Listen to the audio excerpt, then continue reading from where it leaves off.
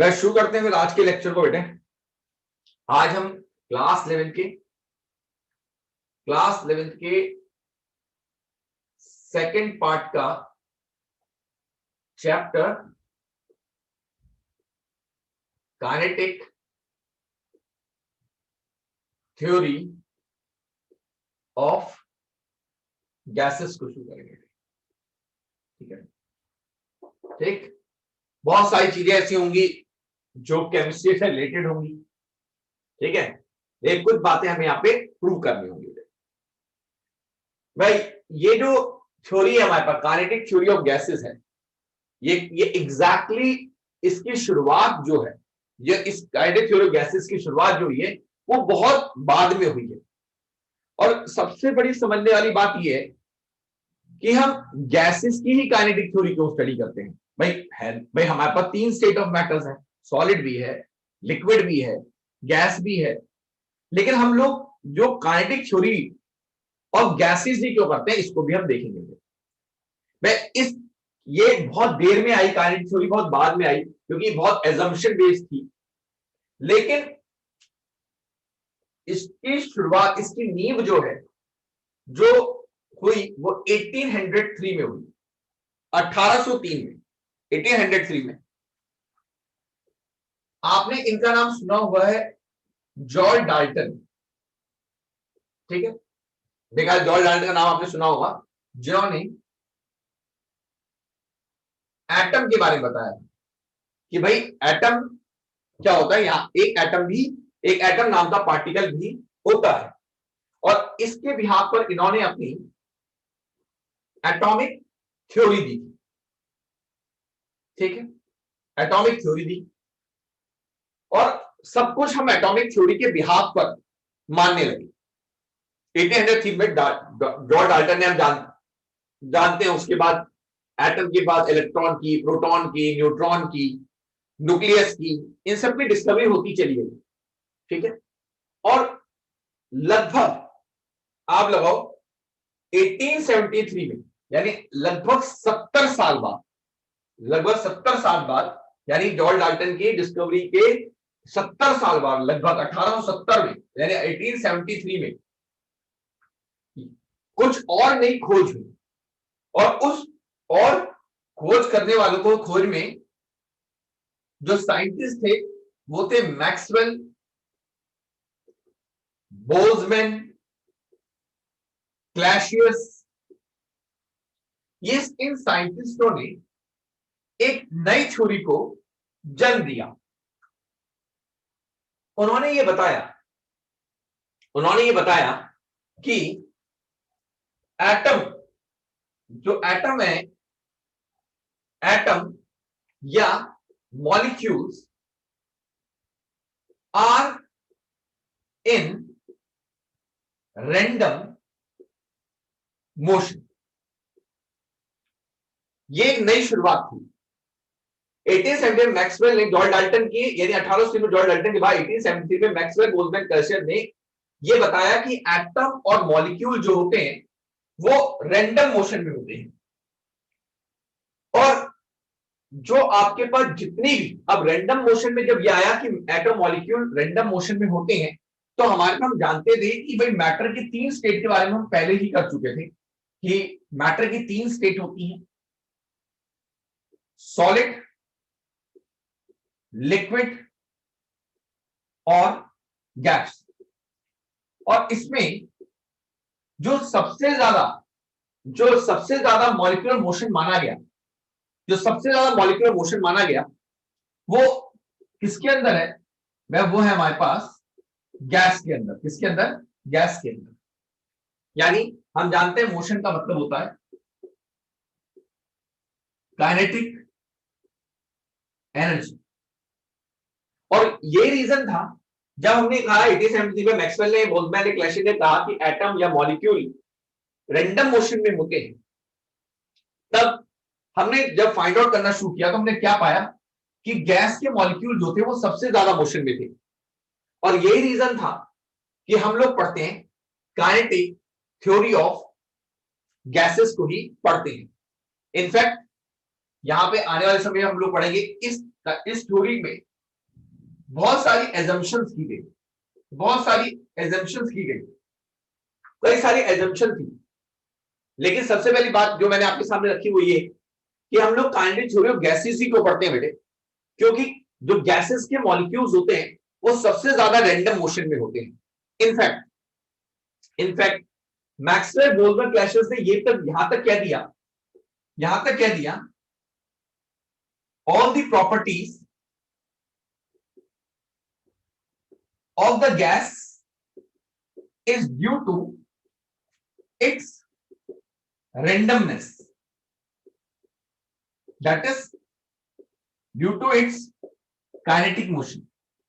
कि गैस के अंदर जितनी भी प्रॉपर्टीज आती हैं, प्रॉपर्टी मतलब प्रेशर की प्रॉपर्टी, वॉल्यूम की प्रॉपर्टी, टेम्परेचर की प्रॉपर्टी, ये जितनी भी ये तीनों होती है, प्रेशर, वॉल्यूम, टेम्परेचर, ये सब टोटली डिपेंड होती हैं क्योंकि गैस का मॉलिक्यूल रेंडमली मूव करता है।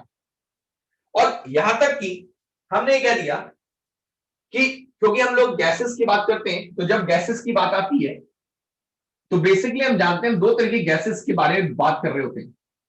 एक काल्पनिक गैस जिसे हम आइडल गैस कहते हैं, और दूसरी होती है रियल गैसेस जो एग्जैक्टली होती है। हम जानते हैं कोई भी गैस आइडल नहीं होती, एजम्पशन करने में आप कुछ भी कर लें, लेकिन कोई भी गैस आइडल नहीं होती, सारी गैस रेयर गैस होती है। लेकिन जब हम बात कर रहे होते हैं आइडल गैस की, तो बेटा आइडल गैस के बारे में ही बात की गई और यह कहा गया कि आइडल गैस के मॉलिक्यूल कि इनका idol guys have zero inter molecular force.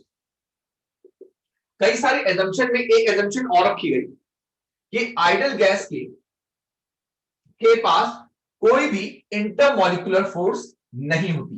ये एजम्पशन है क्योंकि आइडल गैस किसी में नाम की चीज नहीं है, लेकिन ये एजम्पशन मानी गई। और इसके बाद एक बात और बोली गई और वो थी, वैसे बहुत सारे एजम्पशन हम लोग पढ़ेंगे, एक बात और बोली। पहली बात, all the properties of the gas is due to randomness. दूसरी बात, ideal gas has zero intermolecular force. और तीसरी बात, we always study about the average properties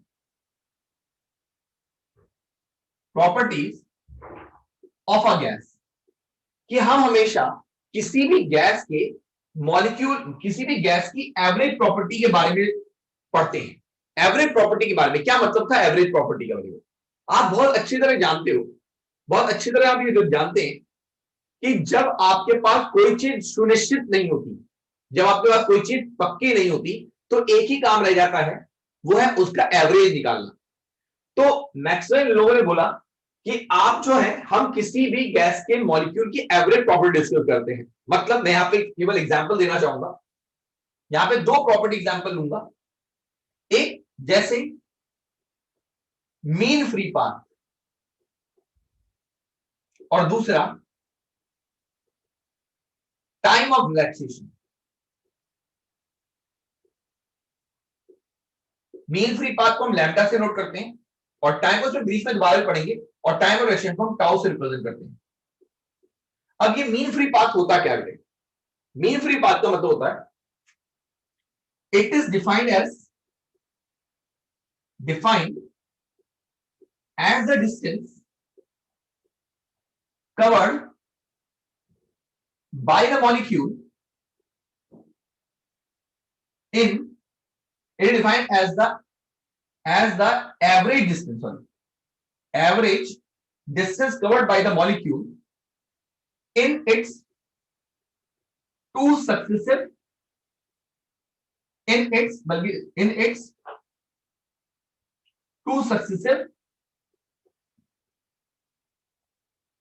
collisions। मतलब क्या है? मतलब क्या बेटे इसका?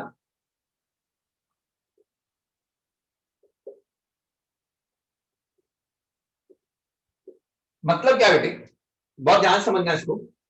ये सपोज कर लो, ये आपका मॉलिक्यूल है, ये दूसरा मॉलिक्यूल है, ये तीसरा मॉलिक्यूल है, ये चौथा मॉलिक्यूल है, ये एग्जाम्पल ले रहे हैं, ठीक है। ये मॉलिक्यूल जाता है, ये मॉलिक्यूल इससे टकराता है, ठीक। उसके बाद यहां से यहां टकराया, उसके बाद यही मॉलिक्यूल, ये जो मॉलिक्यूल इसको मैं M1 देता हूं, ये मॉलिक्यूल पहले इससे टकराया, उसके बाद इस मॉलिक्यूल से टकराया, ठीक। ये मॉलिक्यूल पहले इससे टकराया, ये यहां से टकराने के बाद ये वाला मॉलिक्यूल यहां पहुंच गया सपोज करो, और उसके बाद ये मॉलिक्यूल इससे टकराया, ये मॉलिक्यूल यहां आ गया। तो इन इन जो डिस्टेंस इसने कवर किया है, जो डिस्टेंस पहले इससे टकराया, फिर इससे टकराया, इस पूरे टकराने में इन दोनों से दो बार टकराया, एक बार इस मॉलिक्यूल से टकराया और एक बार इस मॉलिक्यूल, इस दौरान उसने जितना डिस्टेंस कवर किया उसको मीन फ्री पाथ कहते हैं। सिमिलरली इस मॉलिक्यूल ने भी ऐसे किया होगा, एक बार इससे टकराया, एक बार इससे टकराया, λ2। ये जितना मॉलिक्यूल, सर एक बार ये वापस रिपीट कर दो सर। है क्या, मैं आपको क्लियर करूं। मीन फ्री पाथ क्या होता है कि देखो आप जानते हो कि मॉलिक्यूल ऐसे चल रहा होता है, इधर ऐसे ऐसे ऐसे ऐसे ऐसे चल रहा होता है ना, रेंडमनेस होती है उसके अंदर, क्या होती है, रेंडमनेस होती है। जब वो रेंडमनेस में भाई इधर उधर मॉलिक्यूल से टकराएगा, जब इधर उधर मॉलिक्यूल से टकराएगा, उस टकराने के दौरान वो अपने कॉलिजन के दौरान कितना डिस्टेंस ट्रेवल करेगा, उसका मीन कहलाएगा आपका मीन फ्री पाथ। क्या कहलाएगा, मीन फ्री पाथ। अब मीन फ्री पाथ का मतलब, अब मान लो पहला मॉलिक्यूल λ1 कर रहा है, दूसरा मॉलिक्यूल λ2 कर रहा है, तीसरे वाले ने λ3, जितनी बार एक मॉलिक्यूल है वो अलग पहले इससे टकराया λ1, फिर ये इससे टकराया λ2, फिर इससे टकराया λ3, और यही मॉलिक्यूल अलग अलग मॉलिक्यूल से टकरा रहा है, और हर बार में डिस्टेंस क्या ट्रेवल कर रहा है, अलग अलग कर रहा है। अगर मैं इसका मीन फ्री पाथ निकालना चाहता हूं, तो जितनी बार वो कोलाइड हुआ उसका मैं क्या निकाल लूं, एवरेज निकाल लूं, तो उसको कहते हैं मीन फ्री पाथ। क्या कहते हैं, मीन फ्री पाथ। क्लियर। ऐसी इसका मतलब क्या है, क्योंकि आप एग्जैक्ट बता ही नहीं पाओगे, दिक्कत ये है आप एग्जैक्ट कभी बता ही नहीं पाओगे। एग्जैक्ट कैसे, क्योंकि एग्जैक्ट पता ही नहीं है कितने मॉलिक्यूल से टकरा रहा है, इसलिए आप क्या निकालते हो, उसकी एवरेज प्रॉपर्टी निकालते हो। सेम होता है बेटा टाइम और रिलेशनशिप। टाइम और रिलेशन क्या होता है, it is defined as time taken by the molecule during its two successive collisions।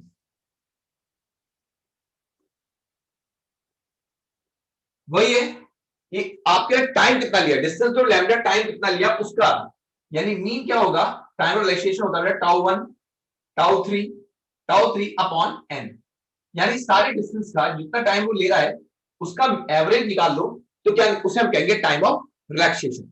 तो कहने की बात ये है, सिंपल सी बात समझो, कहने की बात ये है कि आप कभी भी किसी भी गैस के मॉलिक्यूल की ना एग्जैक्ट प्रॉपर्टी कभी नहीं बता पाओगे। आप हमेशा क्या निकालोगे, उसकी कोई भी प्रॉपर्टी हुई, उसका आप हमेशा क्या निकालोगे, आप उसका हमेशा एवरेज निकालोगे। क्यों, क्योंकि आपको एग्जैक्टली पता ही नहीं होगा, क्योंकि उसका मोशन बड़ा रैंडम है, और जब रैंडम है तो आप तभी उसको एग्जैक्ट कैलकुलेशन कर ही नहीं पाओगे। तो therefore you always used to calculate its average. इसीलिए उन्होंने कहा था कि we always study about the average property of a gas. हम किसी भी गैस के मॉलिक्यूल की एवरेज प्रॉपर्टी को स्टडी करते हैं, एग्जैक्ट प्रॉपर्टी को कभी स्टडी नहीं करते हैं। Clear clear. तो बेटे 1803 में जॉर्ज 1873 में यस सर। शुरुआत हुई, और इसलिए क्योंकि मॉलिक्यूल गैस का सबसे ज्यादा मोशन करता है, इसलिए हम लोग बात करते हैं काइनेटिक थ्योरी ऑफ गैसेस को स्टडी करते हैं। और उससे 1803 के बाद 1873 में काइनेटिक थ्योरी आई, लेकिन इस बीच में कई सारे साइंटिस्ट थे जो कि लगातार रिसर्च कर रहे थे, जैसे बॉयल्स, चार्ल्स, एवेगेंड्रो, गे लॉसेक्स, ग्राम्स, ये सभी साइंटिस्ट रिसर्च करने में लगे हुए थे। और यानी उनमें से सबसे पहले जो साइंटिस्ट थे जिन्होंने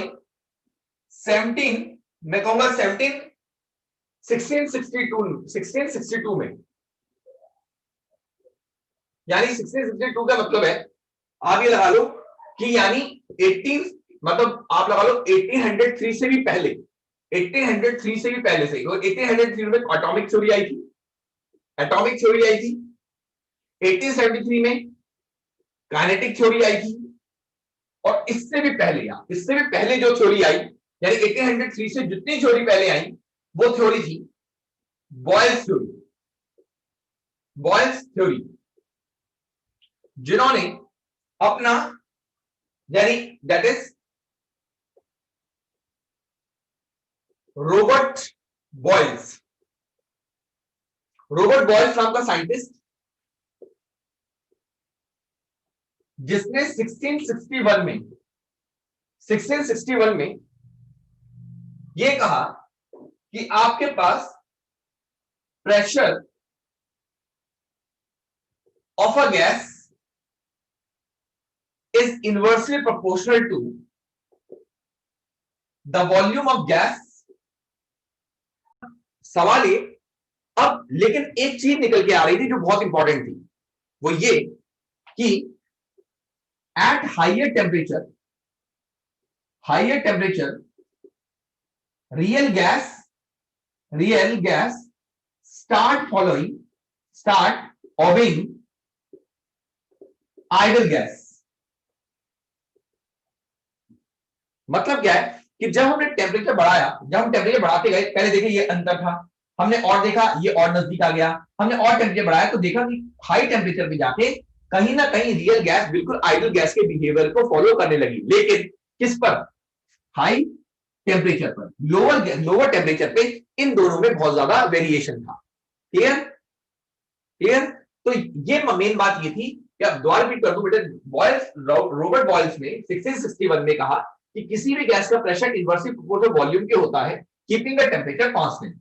हमने इसका एक्सपेरिमेंटल ग्राफ बनाया और एक्सपेरिमेंटल ग्राफ में हमने ये पाया कि रियल गैस और आइडल गैस का थ्योरेटिकल और एक्सपेरिमेंटल कर्व दोनों अलग है। लेकिन एक चीज और हमने देखी कि हाई अगर हम टेम्परेचर बढ़ाते चले जा रहे हैं तो कहीं ना कहीं वो रियल गैस थोड़ी देर में क्या, रियल गैस अगर हम टेम्परेचर बढ़ाते गए तो कभी ना कभी वो टाइम आएगा जब रियल गैस क्या बन जाएंगी, हमारी रियल गैस आइडल गैस को फॉलो करने लगेंगी। फाइन, आगे हम बात करें तो और भी आप लिख सकते हो उसको, P इनवर्स ओवर 1/V, आपने देखा होगा बुक में लिखा रहता है, that is PV, P is equals to K by V, that is PV is equal to K, means where is K is constant। ठीक है, अगर कंपेयर करोगे तो P1 V1 is equals to P2 V2 at temperature constant, तो that is known as our Boyle's law। Boyle's law ये state कहता है, Boyle's law कहता है that pressure of a gas is inversely proportional to the volume of the gas, keeping the temperature constant। and the move on, next जो आया बेटे, that is जो हमारे पास नेक्स्ट आया बेटे वो आया चार्ल्स लॉ इन 1787। इन 1787 में एलेक्जेंडर चार्ल्स आए, सुना होगा आपने चार्ल्स लॉ। ठीक, एलेक्जेंडर चार्ल्स आए और इन्होंने कहा कि volume of a gas is directly proportional to the temperature of gas. क्या कहा बेटे? 1787 में एलेक्जेंडर चार्ल्स आए और इन्होंने अपना चार्ल्स लॉ दिया गैसेस के बारे में, और इनके हिसाब से ही stated that volume of a gas is directly proportional to absolute temperature, और absolute टेम्परेचर कौन सा होता है? जो केल्विन में होता है। ठीक है, absolute temperature keeping the pressure constant, that is V is directly proportional to T, keeping the pressure constant। हमने इसके लिए भी हमने बेटे ग्राफ बनाया, वॉल्यूम और टेम्परेचर का ग्राफ बनाया, और जब वॉल्यूम और टेम्परेचर ग्राफ बनाया तो हमें क्या दिखाई दिया?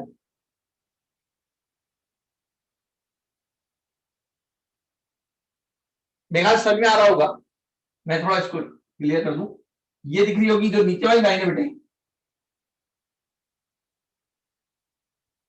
दैट इज फॉर, ये हमारी ऊपर वाली जो सॉलिड लाइन है that is for idol gas, और जो डॉटेड लाइन है नीचे वाली that is for real gas. ठीक, और आपको यहां भी समझ में ये आया कि भाई देखो, हमने जब आइडल गैस मतलब थ्योरेटिकल गैस, जब थ्योरेटिकल गैस के लिए हमने बनाया, थ्योरेटिकली हमने बनाया, तो ये लाइन क्या है भाई, जो कि डायरेक्टली प्रोपोर्शनल था अभी ये आ गया। लेकिन प्रैक्टिकली ये डॉटेड लाइन आ रही है, यानी यानी प्रैक्टिकली और थ्योरेटिकली में दोनों में अंतर था। लेकिन यहां भी एक बात समझ में आ रही थी, और यहां भी एक बात समझ में आ रही थी, आपको दिख रहा होगा जैसे जैसे टेम्परेचर बढ़ता गया, जैसे जैसे टेम्परेचर बढ़ता गया है, कहीं ना कहीं रियल गैस आइडल गैस के बिहेवियर में मिक्सअप हो गई है। आपको दिख रहा है धीरे धीरे दिख रहा होगा यहाँ पे, पहले यहाँ पे वेरिएशन है, लेकिन टेम्परेचर आपको दिख रहा होगा, टेम्परेचर बढ़ गया हाई टेम्परेचर पे, फिर यहां भी वही हुआ कि रियल गैस आइडल गैस बन सकती है, लेकिन शर्त यह है कि टेम्परेचर कैसा हो, हाई हो। प्रोपोर्शनलिटी हटाएं तो यहां भी आपके पास क्या आएगा बेटे, V is equals to KT, that is V by T is equal to K, that is constant, यानी V1 by T1 is equal to V2 by T2 at pressure constant. So this is known as Charles law. Clear है बेटे? This is known as Charles law. Clear है? Sir graph थोड़ा सा unclear सा आ रहा है। Unclear सा आ रहा है, देखो बेटे मैं इसको बना लेता हूं दोबारा से। ये आपके पास है आइडल गैस का, ठीक है भाई, स्ट्रेट लाइन आनी चाहिए क्योंकि आइडल। लेकिन जब हमने रियल गैस के लिए बनाया बेटे, तो ये कुछ ऐसा निकला, यहाँ पे बहुत ज्यादा डिफरेंस था, मैं थोड़ा सा अलग करके बना लेता हूं। लेकिन जैसे जैसे जैसे टेम्परेचर बढ़ता गया ना, मैं ऐसे करके बना लेता हूं, थोड़ा अलग दिखाई देगा, अब क्लियर होगा शायद। ठीक है बेटे, दिख रहा है? ठीक, ये जो है नीचे लाइन है that is for real gas, ये रियल गैस के लिए है।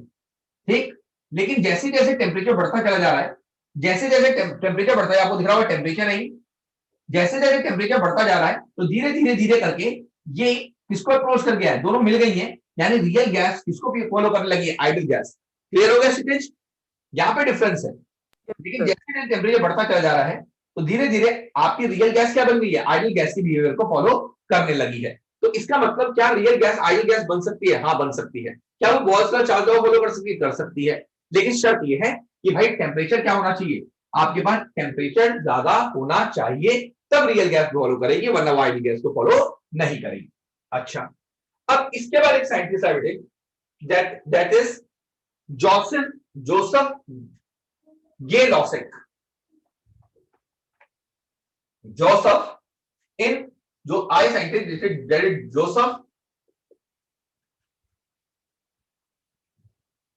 जोसेफ ये लॉसेक्स, और जोसेफ ये लॉसेक्स जो आए, इन्होंने क्या कहा, इन्होंने भी गैसेस के बारे में बात की, और इन्होंने कहा कि pressure of a gas according to ये Lussac's law, pressure of a gas is directly proportional to temperature of a gas, keeping volume constant. That is P is directly proportional to T, keeping the volume constant. क्या मतलब बेटे कि किसी भी gas का pressure directly proportional किसके होगा, temperature के होगा। यानी आप ये भी कह सकते हो जितना भी आप प्रेशर दोगे वो टेम्परेचर में कन्वर्ट होता चला जाएगा, अगर आप वॉल्यूम क्या रहेंगे, क्या रखें, कांस्टेंट रखें। और ये गलत भी नहीं है। अगर आपको याद हो तो अभी हम लोग थर्मोडायनामिक्स पढ़ रहे थे, एक पिस्टन था, और उस पिस्टन में अगर उस पिस्टन को मैं लगातार कंप्रेस करता चला जाता, अगर मैं उसे लगातार कंप्रेस करता चला, यानी प्रेशर में बढ़ाता जाता, प्रेशर में बढ़ाता जाता, और क्या होता, मैं प्रेशर तो बढ़ा रहा हूं और वॉल्यूम को चेंज होने नहीं दे रहा हूं, तो डेफिनेटली क्या होगा, अंदर के मॉलिक्यूल नजदीक आते रहेंगे, उनका कॉलिजन बढ़ता चला जाएगा, और अगर कॉलिजन बढ़ता गया तो टेम्परेचर बढ़ता रहेगा। दोबारा रिपीट करता हूं कि किसी भी गैस का प्रेशर जो है वो डायरेक्टली पावर टेम्परेचर के होता है, लेकिन शर्त ये क्यों क्यों क्योंकि अगर मैं वॉल्यूम को चेंज कर दूं, भाई मैं प्रेशर बढ़ा रहा हूं, वॉल्यूम को चेंज कर दूं, अगर वॉल्यूम को चेंज कर दूंगा तो दोबारा उसका टेम्परेचर क्या हो जाएगा, उसका टेम्परेचर फिर रिड्यूस हो जाएगा और टेम्परेचर फिर चेंज हो जाएगा। लेकिन अगर आप चाहते हो कि प्रेशर बढ़ाओ और टेम्परेचर भी बढ़े, तो मुझे वॉल्यूम को क्या रखना होगा, कांस्टेंट रखना होगा। ये लॉसेस लॉ था। यहां से भी हम हटाएं तो क्या आ जाएगा बेटे, that is P is equal to KT, यानी P by T is equal to K, that is P1 upon T1 is equal to P2 by T2। ठीक, और ये हमारा क्या कहलाता है, that is known as Gay Lussac's law. ये हमारा क्या कहलाता है, गे लॉसेस लॉ है। इसका बेटा क्लियर हो रहा है या नहीं है, क्लियर है ना आप लोगों को, ये क्लियर हो रहा है नहीं हो रहा है? यस सर, आप दोनों के यस सर, यस क्लियर है सर। सर। ना हाँ कर रहे हैं ना कर रहे हैं, वीडियो आप दोनों के बंद है, मुझे समझ नहीं आता मैं कैसे बात करूं। सर बीच में सर वो ब्लर हो जाता है सर वीडियो ऑन करने पे कई बार। Agree, but at least you must say yes और नो ना, at least so that I must know ना that you are getting it. Fine. इसके बाद बेटे एक साइंटिस्ट है जिनका नाम था Avogadro's. Avogadro's I, which we call as, that is Avogadro's law in 1819। 1819 में एवोगैड्रो नाम के एवोगैड्रोस आए जिन्होंने एवोगैड्रो लॉ दिया। Avogadro is the name of scientist. 1890 में एवोगैड्रोस आए और इन्होंने अपना लॉ दिया जिसका नाम पड़ा एवोगैड्रोस लॉ। और इन्होंने कहा all the gases at equal volume have all the gases at equal volume have same number of molecules, means that is volume of the gas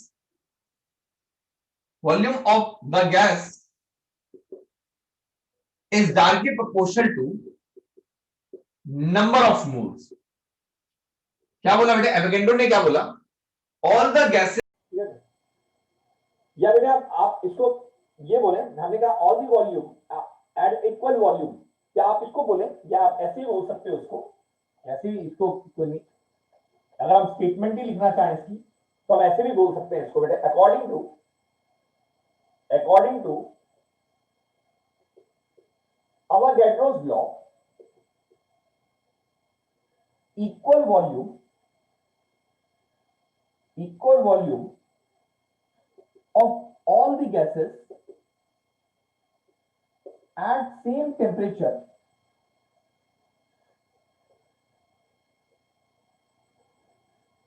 and pressure have same number of molecules, that is volume of all the gases is directly proportional to number of molecule of a gas। दोबारा repeat करता हूं बेटे, अवोगैड्रो law कहता है कि अगर आपने equal volume ले ली, इक्वल वॉल्यूम में सारी गैसेस ली, इक्वल वॉल्यूम लिया, तो उनके पास और वो सेम टेम्परेचर पे हैं और सेम प्रेशर पर है, सारी गैसेस आपने अलग अलग दो गैसेस, आपने अलग अलग गैसेस ले ली, किसी में ऑक्सीजन ले लिया, किसी में आपने हाइड्रोजन ले लिया, किसी में आपने हीलियम गैस ले ली, ठीक है। अगर आपने इक्वल वॉल्यूम लिया है, अगर सबके इक्वल वॉल्यूम लिए और सबका टेम्परेचर प्रेशर भी सेम है, तो इनके अंदर जो नंबर ऑफ मॉलिक्यूल्स होंगे, नंबर ऑफ मॉलिक्यूल्स जो होंगे वो सेम होंगे। कई जगह बुक में लिखा रहता है एन क्या है, हम तो बोलते हैं नंबर ऑफ मॉलिक्यूल्स, एक ही बात है, नंबर ऑफ मॉलिक्यूल्स, या फिर आप इसी को बोलते हैं number of moles of gas, बात एक ही है, आई बात में नहीं है। तो उन्होंने कहा अगर आपके पास इक्वल वॉल्यूम ऑफ गैसेस है, इक्वल वॉल्यूम ऑफ गैसेस है, शर्त ये है कि उनका सेम प्रेशर और टेम्परेचर, यानी pressure and temperature should remain constant, तब आपके सारी गैसेस का जो वॉल्यूम ऑफ गैस है वो डायरेक्टली प्रोपोर्शन होगा किसके, number of moles of a gas. Fine. अब बेटे हमारे पास जो हमारे पास, मैं यहीं पे लिख देता हूं, इसके बाद जो नेक्स्ट लॉ आया वो था that is grams law of diffusion, या that is Dalton's law of partial pressure, Dalton law of partial pressure। ठीक, ये सब लॉ है बेटे जो गैसेस में डील करते हैं, बॉयल्स हो गया, चार्ल्स हो गया, ये लॉसिक्स हो गया, एवोगैड्रो हो गया, या Dalton law of partial pressure हो गया। अब Dalton law of partial pressure क्या कहता है? But Dalton law of partial pressure कहता है कि मान लीजिए आपने एक सिलेंडर लिया, ये एक सिलेंडर है, मान लीजिए ये एक सिलेंडर है, ये एक सिलेंडर है, ठीक, और इसके अंदर आपने अलग अलग तरीके की गैसेस भर दी, ऑक्सीजन भी भर दी, हाइड्रोजन भी भर दी, कार्बन डाइऑक्साइड भी भर दी, हीलियम भी भर दी, ठीक है। आप इसमें अलग अलग गैसेस भरते चले जा रहे हो, क्या भर रहे हो? अलग अलग गैसेस इसके अंदर आप भरते चले जा रहे हो। अब हमें पता है भाई कि सारे गैसेस के भाई डेफिनेटली सबका मॉलिक्यूलर मास अलग अलग होता है। यानी मान लो मैं कह रहा हूं ऑक्सीजन प्रेशर P1 लगा रही है, हाइड्रोजन प्रेशर P2 लगा रही है, कार्बन डाइऑक्साइड मॉलिक्यूलर प्रेशर 3 लगा रहे हैं, हीलियम के प्रेशर 4 लगा रहे हैं, और आपने सारी गैसेस को इसके अंदर भर दिया। दोबारा रिपीट करता हूं, Dalton law of partial pressure क्या कहता है?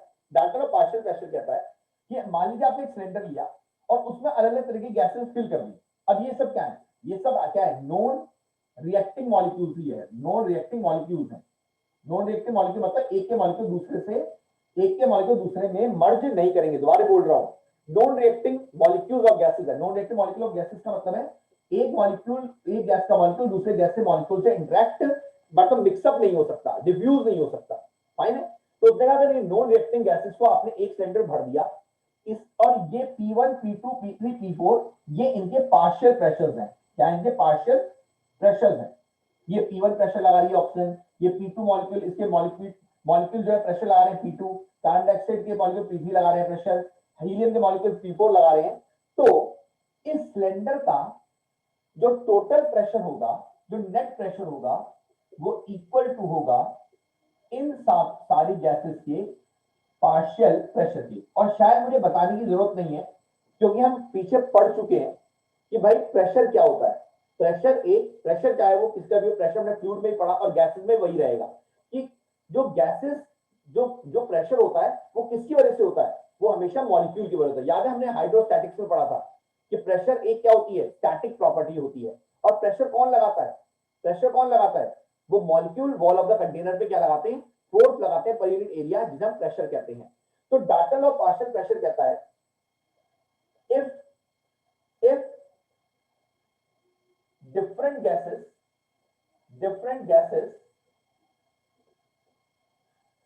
gases are filled together in a container such that they are non-reacting gases, then applying different pressures, then net pressure of the gas, net pressure of the cylinder and net pressure of the gas will be equal to partial pressure applied by all the molecules of individual gases। दोबारा repeat कर देता हूं बेटे, Dalton of partial pressure क्या कहता है कि अगर आपने net pressure of the gas जो होगा कि आपने सिलेंडर लिया, उसमें आपने different non reacting molecule of gases भर दी और वो सब अपने कोई पार्शियल प्रेशर लगा रही है, तो जो नेट प्रेशर गैस का होगा वो इन सबके पार्शियल प्रेशर के सम के बराबर होगा।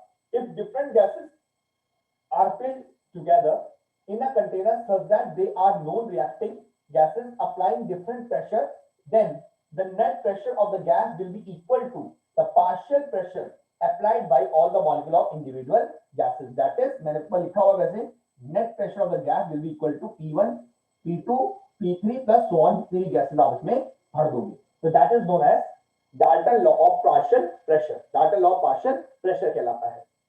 नेक्स्ट जो आया बेटे, नेक्स्ट जो लॉ आया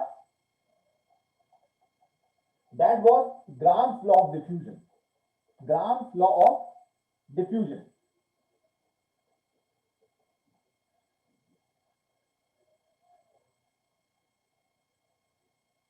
ग्राम्स लॉ ऑफ डिफ्यूजन। मुझे बताओ, कोई बताएगा मुझे कि डिफ्यूजन क्या होता है? डिफ्यूजन क्या होता है? डिफ्यूज करना, डिफ्यूजन क्या होता है? सर किसी भी दो सब्सटेंसेस का बिना किसी मैकेनिकल एड या एफर्ट के अपने आप मिल जाना। ये डिफ्यूजन वर्ड, देखो एक वर्ड होता है, किसी ने आपने में से जो बायो का स्टूडेंट होगा उसने सुना होगा ओस्मोसिस। एक वर्ड होता है ओस्मोसिस और एक वर्ड होता है डिफ्यूजन। इन दोनों में क्या अंतर है? डिफ्यूजन और ओस्मोसिस में क्या अंतर है भाई? ओस्मोसिस में सर ये सर ऑस्मोसिस सर वो वाटर का होता है और सर डिफ्यूजन सर गैसेस का होता है और सर सॉलिड का होता है।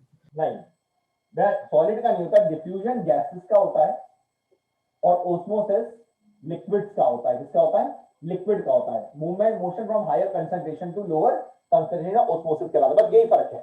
तो यहाँ पे हम गैसेस की बात कर रहे हैं, इसलिए हमने कहा that is grams law of diffusion. और ग्राम्स लॉ ऑफ डिफ्यूजन क्या कहता है कि मान लीजिए आपके पास, सपोज करो मैंने कहा मेरे पास ऑक्सीजन है, एक सिलेंडर में ऑक्सीजन है और एक सिलेंडर में हाइड्रोजन है। दो सिलेंडर है मेरे पास, एक में ऑक्सीजन भरी हुई है, एक में हाइड्रोजन। मैंने कहा एक काम करो, एक सिलेंडर लो अलग से, एक अलग से सिलेंडर लो, ठीक, और इनको इन दोनों को इसके अंदर डाल दो। ठीक है, इसके अंदर डाल दो, इसके अंदर डाल दो इन दोनों को, हाइड्रोजन और ऑक्सीजन। सपोज अब हमें यह बताना है ग्राम लॉ ऑफ डिफ्यूजन क्या कहता है। ग्राम लॉ बात करता है, ग्राम लॉ ऑफ डिफ्यूजन बोलता है रेट ऑफ डिफ्यूजन पे बात करता है, रेट ऑफ डिफ्यूजन पर। रेट ऑफ डिफ्यूजन का मतलब क्या होता है बेटे? रेट ऑफ डिफ्यूजन मतलब कौन सी गैस किस में डिफ्यूज होगी। रेट ऑफ डिफ्यूजन का मतलब होता है which gas will diffuse which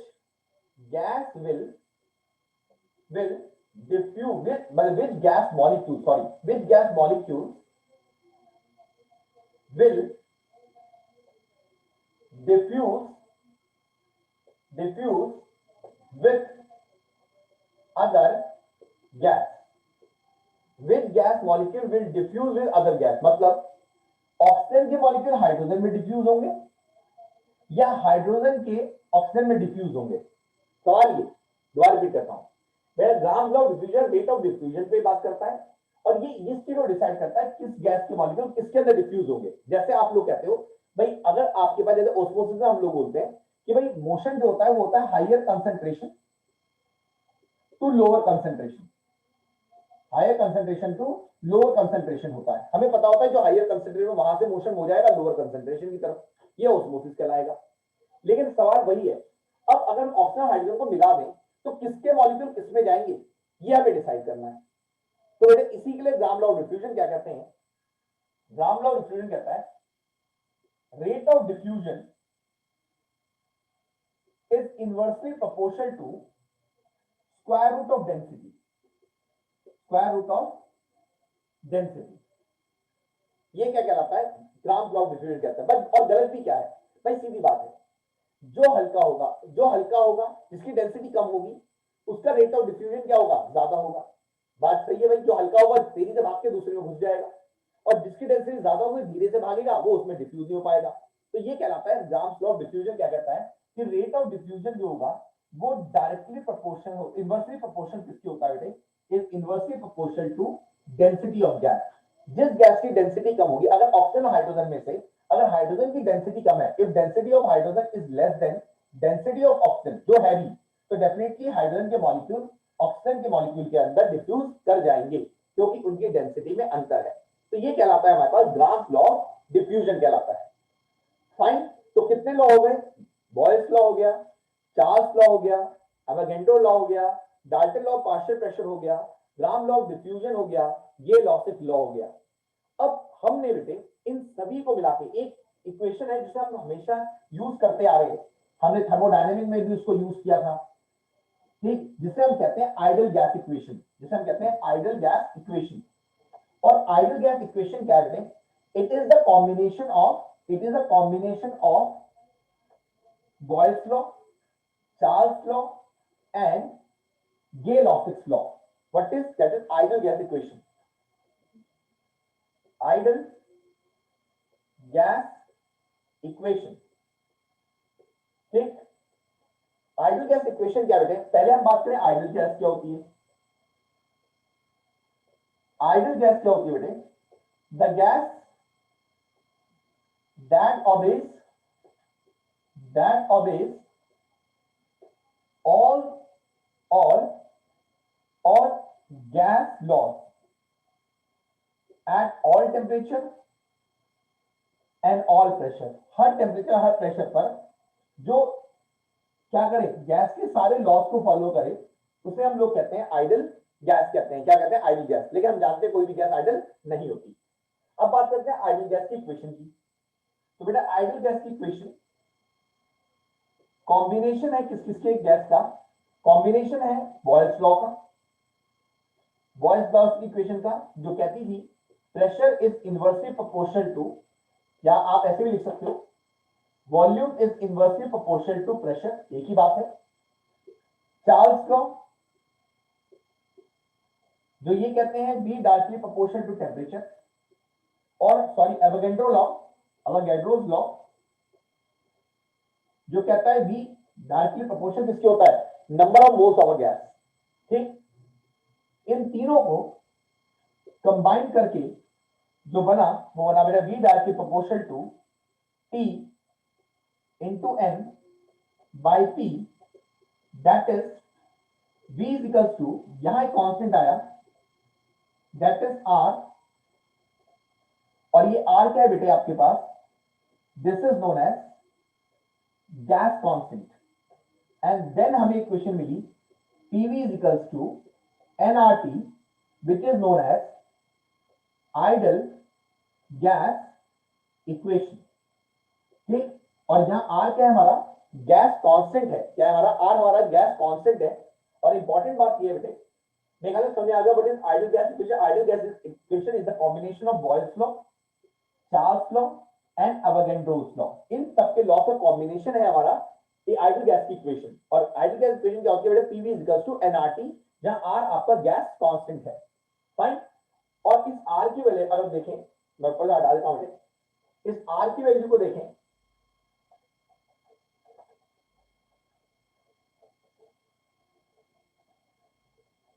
which we call as ideal gas। अगर हम R को देखें तो हमारी गैस की PV is equal to nRT, R is equals to PV by NT। और अगर मैं इसकी यूनिट निकालूं तो यूनिट क्या निकलेगी? ये क्या है? अब देखो, बहुत ध्यान से देखना बेटे, मुझे बताओ, देखो इसकी यूनिट कैसे निकलेगी, मुझे बताओ। ये अभी पीछे पड़ा था थर्मोडायनेमिक, प्रेशर इनटू वॉल्यूम किसके बराबर होता है? Pressure into volume, sir work, किसके? Work done. Work done. Pressure into volume किसके बराबर होता है बेटे? वर्क डन के बराबर होता है। तो क्या मैं इसको ऐसे लिख दूं, वर्क डन? इसको क्या ऐसे लिख लूं? आसान हो जाएगा मेरे लिए। Work done upon number of moles into temperature. तो यूनिट क्या हो जाएगी बेटा इसकी? That is joule upon moles upon kelvin, that is joule per mole पर केल्विन। तो ये तो हो गई एसआई यूनिट। ठीक, और सीजीएस यूनिट क्या हो गई बेटे? सीजीएस यूनिट क्या हो गई? CGS unit is calorie dyne per mole पर केल्विन। कैलोरी पर मोल। सर डाइन किस में होती है? डाइन बेटे, डाइन तो न्यूटन की। सर डाइन सॉरी कैलोरी मोल पर डिग्री सेल्सियस। ठीक, आई बात समझ नहीं आई? और अब इसकी कांस्टेंट की वैल्यू देखें, value of R that is 8.314 joule per mole पर केल्विन, ठीक, और 1.98 8.314 या 1.98 कैलोरी पर मोल पर डिग्री सेल्सियस। ठीक है बेटे, ये सीजीएस यूनिट हो गई और ये एसआई यूनिट हो गई। Fine, clear? तो ये आर की वैल्यू है, ठीक। Yes sir. बेटा एक कांस्टेंट और यहां पे इस्तेमाल होता है, एक कांस्टेंट और यहां पे इस्तेमाल होता है जो बहुत इंपॉर्टेंट होता है, which we call Boltzmann constant. Boltzmann constant, और उसका इस्तेमाल भी कई जगह हम लोग पढ़ करते हैं, which we call Boltzmann constant. Boltzmann is the name of scientist, Boltzmann constant, और इसको रिप्रेजेंट करते हैं स्मॉल के बी से, Boltzmann constant, k to the base B से। और बोल्ट्जमैन कांस्टेंट क्या होता है बेटे? It is defined as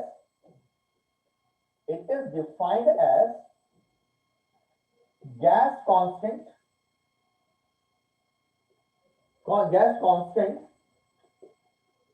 per unit Avogadro number, Avogadro's number, that is Kb equal to होता है हमारे पास gas constant divided by Avogadro's number, Avogadro's number। और गैस कांस्टेंट की वैल्यू हम लोग जानते हैं, दैट इज 8.314, और एवोगैड्रो नंबर की वैल्यू भी हम जानते हैं 6.023 इंटू 10 की पावर 23। पता है ना आप लोगों को? इसको ऐसे लिखते हैं कई लोग ऐसे, ठीक है। दिस इज एवोगैड्रो नंबर, पढ़ा है ना आप लोगों ने? ठीक, यस सर। और ये इक्वल टू, अगर इसको करोगे दैट इज 1.38 इंटू 10 की power -23 joule per kelvin. So that is also the value of Boltzmann constant। तो Boltzmann constant क्या होता है? Gas constant per unit Avogadro's number, यानी R by Na। इसकी वैल्यू कितनी होती है? R की वैल्यू 8.314 और इसकी होती है 6.023 into 10⁻23।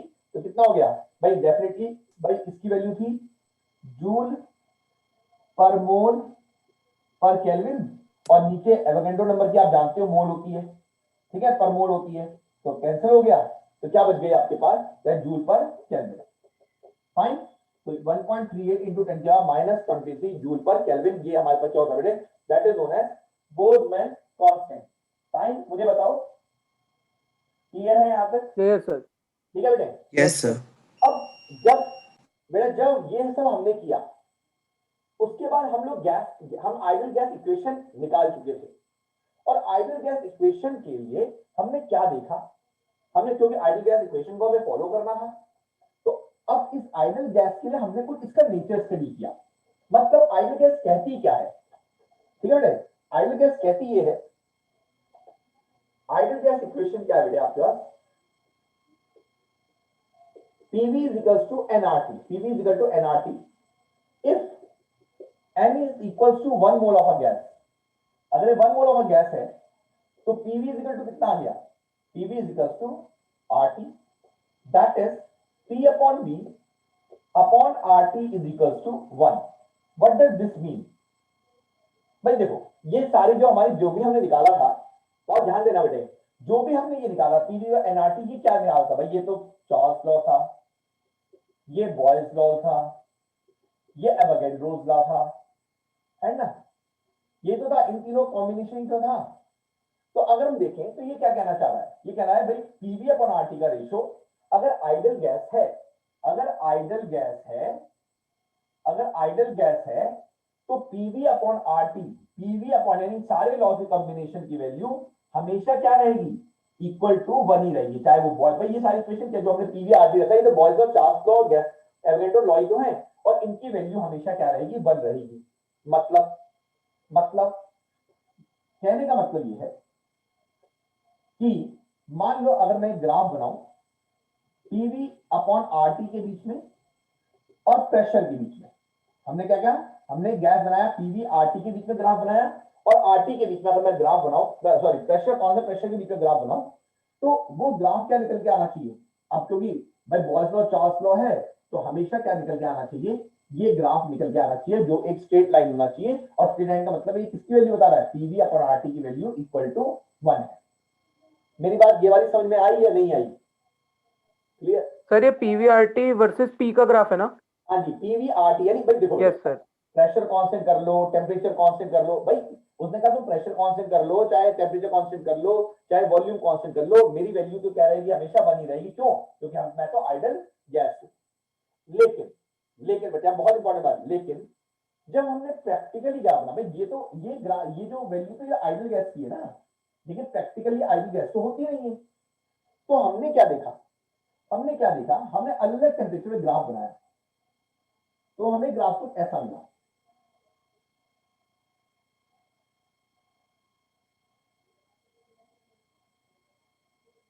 हमें ग्राफ कुछ ऐसा मिला।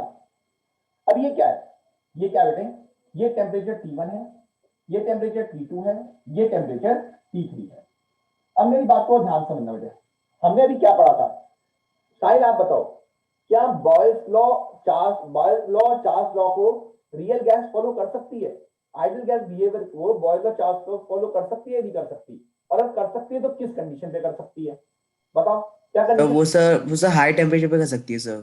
सर थोड़ा ज्यादा टेम्परेचर पे, हाई टेम्परेचर पे। अब जरा देखो, जरा जब हमने डिफरेंट गैसेस का हमने बनाया, तो भाई आइडल गैस की इक्वेशन तो ये वाली है, ये straight line.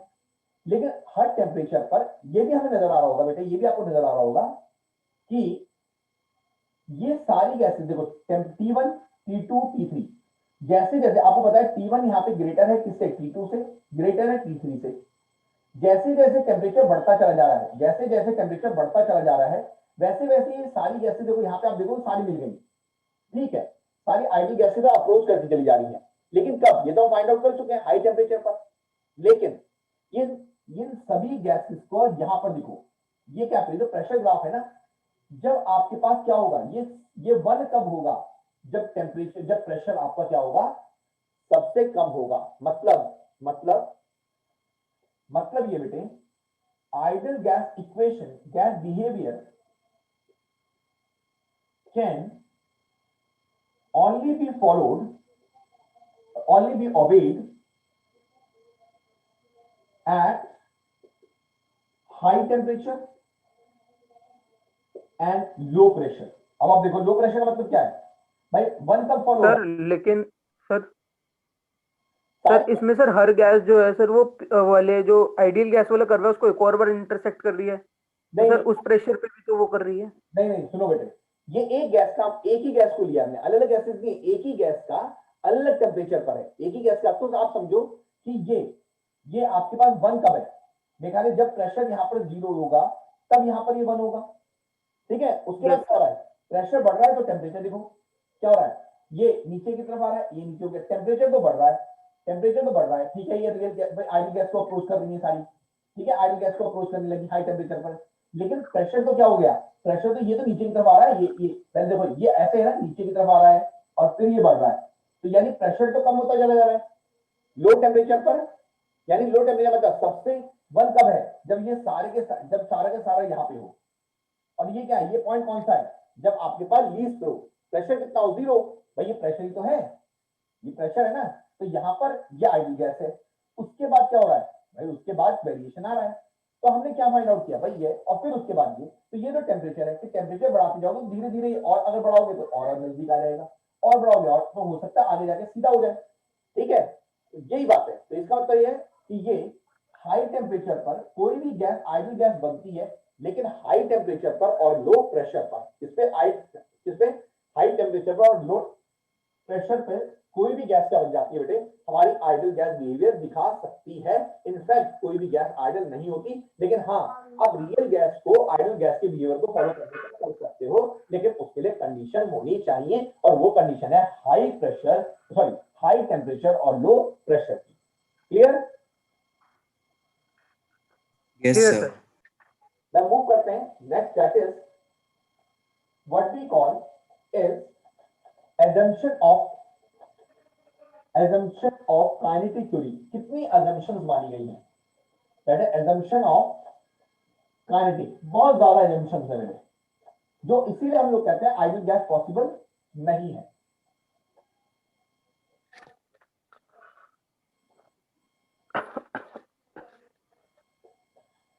called assumption in kinetic theory of gases. ठीक है नहीं? तो मेरा जो सबसे पहली assumption जो मानी गई है वो assumption है all gases consist of molecules, all gases consist of molecules which are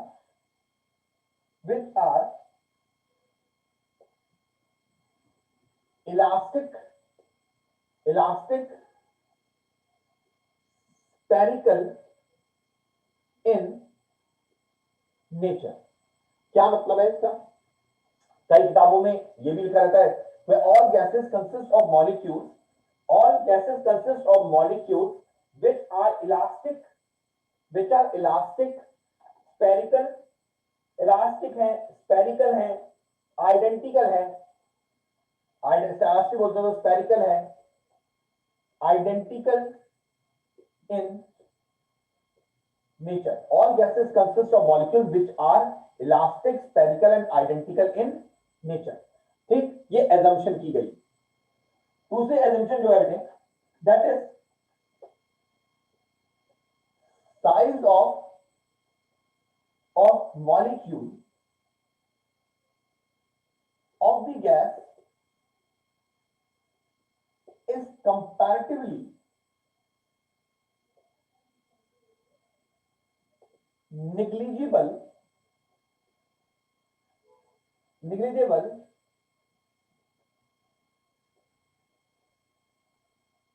size of the molecule of the gas is negligible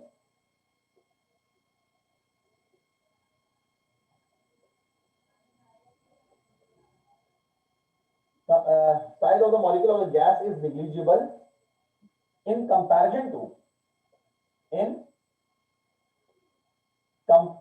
to the distance between the molecules.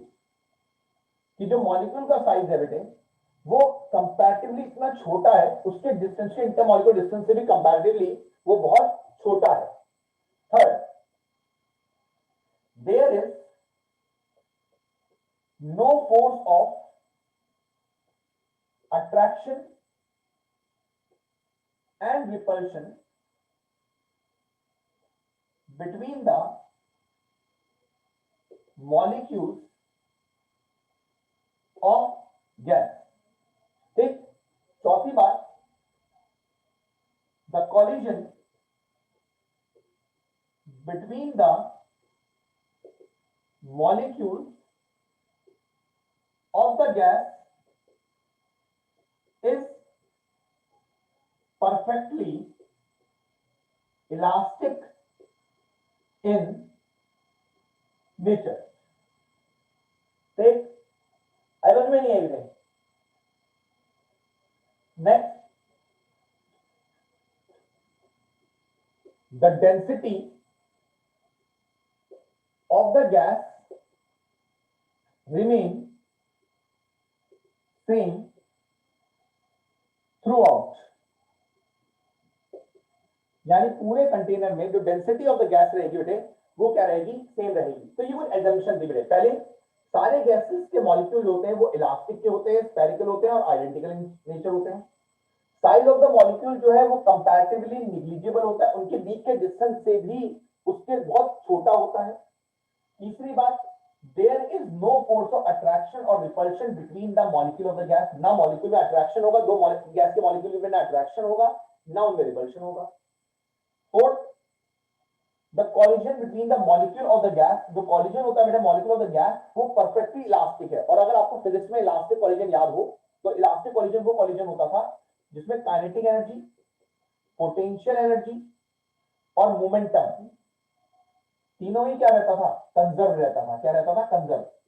तो आपके पास किसी भी काइनेटिक थ्योरी में माना गया कि जो मॉलिक्यूल्स हैं उनकी काइनेटिक थ्योरी, पोटेंशियल एनर्जी और मोमेंटम तो इन्हों क्या होते हैं, कंजर्व होते हैं, इसलिए देखा परफेक्ट इलास्टिक होता है। फिर कहता है the density of the gas remains through out, जो डेंसिटी ऑफ गैस है वो कभी भी वेरिएट नहीं होती। डेंसिटी ऑफ द गैस जो है पूरे कंटेनर में अगर एक जैसी गैस है तो थ्रू आउट क्या रहेगी, वो आपकी सेम रहेगी, वो उसमें कोई भी चेंज, किसी भी प्रकार का चेंज नहीं आएगा। और नेक्स्ट ये हम पढ़ चुके हैं, that is the motion of the molecule of the gas, the molecule of the gas is random and they are continuously colliding with the wall of the container। ये तो हम जानते हैं, और शायद इसी वजह से गैसेस का प्रेशर होता है। ठीक, नेक्स्ट लेक्चर में हम इसको प्रूव करेंगे। हम जानते हैं किसी भी गैस का हो, किसी भी फ्लूइड का प्रेशर क्यों होता है, क्योंकि मॉलिक्यूल्स होते हैं, the motion of the molecule हम पढ़ चुके हैं, चाहे वो फ्लूइड के लिए था कि सारे किसी भी मॉलिक्यूल के, जो मॉलिक्यूल किसी भी गैस के हो या किसी फ्लूइड के हो, कंटीन्यूअस होते हैं, लगातार वॉल ऑफ द कंटेनर से क्या करते हैं, लगातार टकराते हैं, और जिसकी वजह से वो क्या लगाते होंगे, हमने क्या पढ़ा था, अगर मॉलिक्यूल कोलाइड कंटेनर से टकराते हैं तो क्या लगाते हैं, क्या बनाते हैं, साहिल क्या बनाते हैं सर? अगर molecule wall of the container टकराते हैं तो क्या कर रहे होते हैं, वो क्या कर रहे होते हैं सर वो सर हीट एनर्जी रिलीज करते हैं सर। क्या कर रहे होते हैं, अगर molecule wall of the container टकरा रहे हैं तो क्या कर रहे हैं, क्या इंपार्ट कर रहे हैं, सर प्रेशर लगाते हैं सर, प्रेशर लगा रहे हैं। ये तो पढ़ा था भाई, जो molecule wall of the container टकरा रहे हैं प्रेशर कर रहे हैं। और यहाँ पे नेक्स्ट लेक्चर में हम लोग प्रूव करेंगे pressure exerted by the molecule of gas on the wall of the container। कि कितना प्रेशर लगाते हैं, तो वहां से हमारा फॉर्मूला निकलेगा 1/3 रो सी स्क्वायर। ये क्या है, हम लोग इसको प्रूव करेंगे, यही एक प्रूफ है पूरे उसमें चैप्टर में, यही एक प्रूफ है, बाकी इंटरप्रिटेशंस है। तो अगर भाई देखो फ्लूइड होता है, हमेशा किसी भी प्रेशर जो होता है वो मॉलिक्यूल की वजह से होता है, मॉलिक्यूल जाके टकराते हैं वॉल ऑफ द कंटेनर से, जिसकी वजह से प्रेशर होता है। अब वो चाहे लिक्विड के मॉलिक्यूल हो, चाहे वो आपके पास फ्लूइड के, आपके गैसेस के हो, भाई मॉलिक्यूल दीवार से टकराएंगे तो प्रेशर लगाएंगे, तो कितना, तो भाई हम निकाल पाएंगे pressure exerted by the molecule of the gas on the wall of the container जो होता है, that is equal to P is equal to 1/3 rho density है आपकी, C आपकी है root mean square velocity, value of velocity, आराम से discuss करेंगे, लास्ट में इसको प्रूव करेंगे, और P आपका प्रेशर है। तो इतना प्रेशर लगाते हैं, लेकिन उसके लिए ये सारी एजम्पशन हमें मान के चलेंगे। तो एग्जामिनेशन में आपके स्कूल में एग्जाम में आ जाता है राइट 4 या 5 assumption of kinetic theory of gases, तो आप इनमें से कोई भी 5 या 2 या 4 जो भी है उन्हें आप लिख सकते हैं। तो दैट विल बी द, आप लोग अगर देखें तो चैप्टर बहुत छोटा है, it don't take much time to end, क्योंकि बहुत सारी चीजें हमें डिस्कस करनी है, सब थ्योरेटिकल है। तो that's the all for today's lecture. ठीक है, आप अपने लेक्चर को आज यही रोकेंगे, पढ़ते रहिए, ठीक है, और इसको याद करिए, वो छोटा चैप्टर है, साथ साथ कोशिश कीजिएगा इसको आपको याद हो जाए। Clear, fine.